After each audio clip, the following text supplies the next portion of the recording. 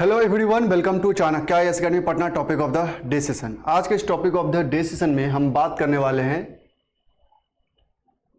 Asian disaster Preparedness centre के बारे में।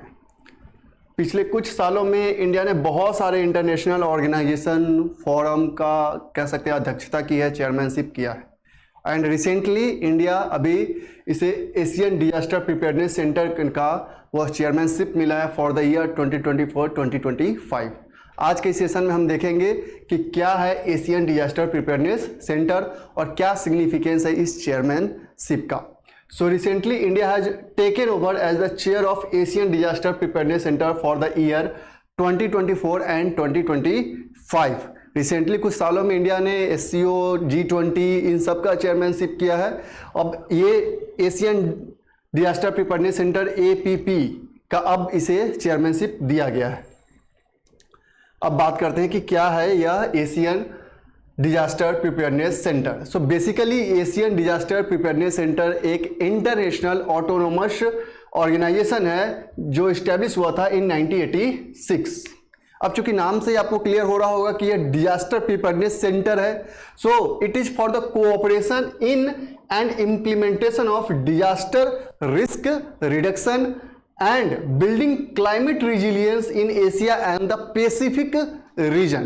तो बेसिकली इस सेंटर का मेजर एम है कि जो डिजास्टर रिस्क है उसे कम करना है, साथ ही साथ कंट्रीज में कोऑपरेशन लाना है in Asia and Pacific region में, तथा क्लाइमेट रिजिलियंस टेक्निक्स को डेवलप करना है, सस्टेनेबल टेक्निक्स को डेवलप करना है। विजन क्या है?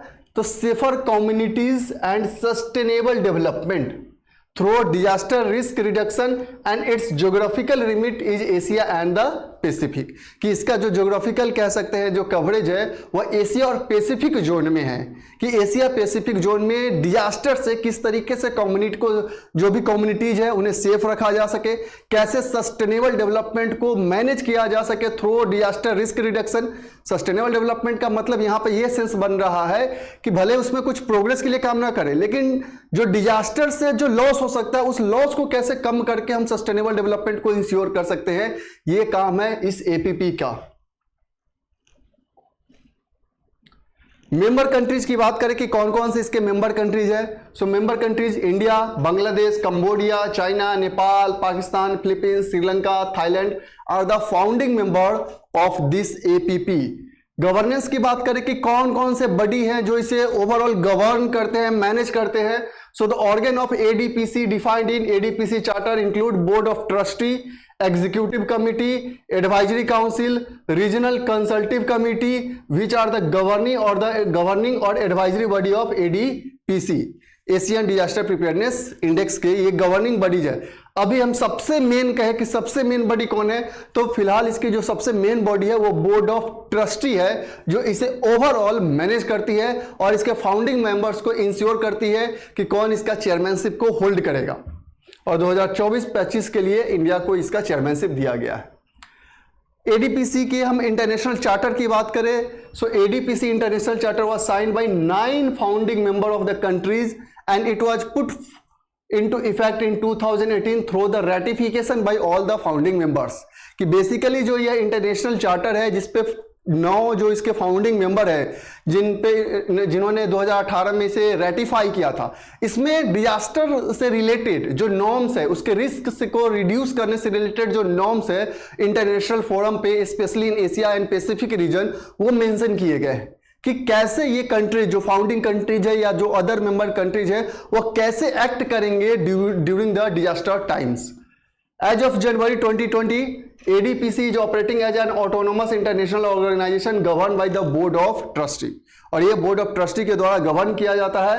हेडक्वार्टर की बात करें तो इसका हेडक्वार्टर बैंकॉक थाईलैंड में है and sub centres in the country of operation are operational part of ADPC।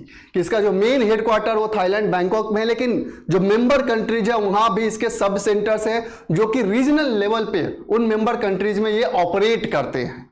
So basically अब 2024-25 का जो ओवरऑल कह सकते हैं रिस्पॉन्सिबिलिटी है as a chair of this ADPC centre, वो इंडिया को सौंपा गया है कि इंडिया क्या एफर्ट लेता है। चूंकि इंडिया ने ऑलरेडी क्लाइमेट को लेके काफी ज्यादा हर एक इंटरनेशनल फोरम पे बहुत सारी बातें रखी है, अब एडीपीसी के सेंटर पे, एडीपीसी के प्लेटफॉर्म पे इंडिया क्या अपनी बातें रखता है ताकि डिजास्टर को रिड्यूस करके, कहीं पे फ्लड, कहीं पे कह सकते हैं अर्थक्वेक, कहीं पे वोल्केनिक इरप्शन हो रहे हैं इस एशिया पैसिफिक जोन में, तो किस तरीके से इंडिया अपनी बातों को रखता है और मेंबर कंट्रीज कैसे कोऑपरेट करते हैं, अब यह देखने वाली बात होगी इस मीटिंग ऑफ एडीपीसी के बारे में।